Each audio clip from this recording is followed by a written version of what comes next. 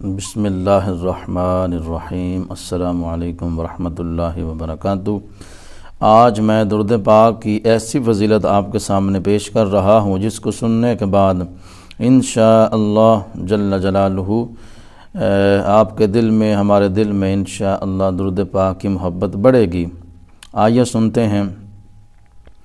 علامہ قرطبی علیہ الرحمہ لکھتے ہیں، ایک مرتبہ ایک عورت نے حضرت امام حسن بصری رحمۃ اللہ تعالی علیہ کی خدمت میں حاضر ہو کر عرض کیا، میری ایک جوان بیٹی ہے جو فوت ہو گئی ہے، تو کوئی طریقہ ارشاد فرمائیں کہ میں اسے خواب کے اندر دیکھ لوں۔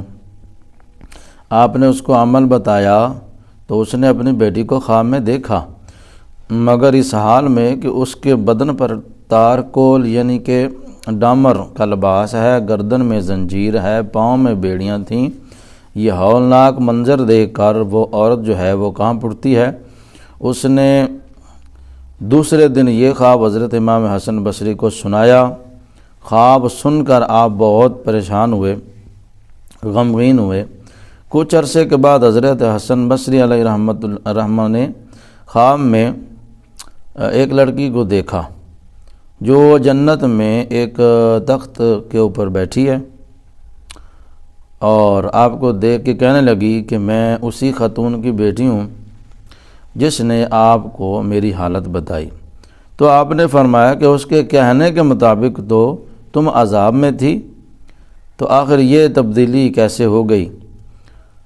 تو وہ لڑکی بولتی ہے، قبرستان کے قریب سے ایک شخص گزرا، اس نے مصطفیٰ کریم صلی اللہ علیہ وآلہ وسلم کی ذات گرامی پر درود پاک پڑھنے کی سعادت حاصل کی، اور اس درود پاک کی برکت سے اللہ پاک نے ہم اس قبرستان میں 560 لوگ تھے، اللہ تعالیٰ نے سب سے عذاب اٹھا لیا۔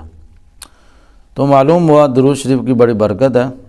جب بھی کسی قبرستان کے قریب سے گزرو تو یاد کر کے اس حدیث مبارکہ کو ضرور ان کو سلام بھی بلائیں اور درود پاک بھی پڑھیں۔ ہو سکے تو سورۃ یاسین شریف پڑھ لیں، کوئی بھی سورت پڑھی جا سکتی ہے، تو اس کا بہت زیادہ فائدہ ہے۔ پھر سرکار دو عالم صلی اللہ علیہ وآلہ وسلم کی ذات گرامی پر درود پاک پڑھنا، یہ تو ایک انمول خزانہ ہے اور تحفہ ہے۔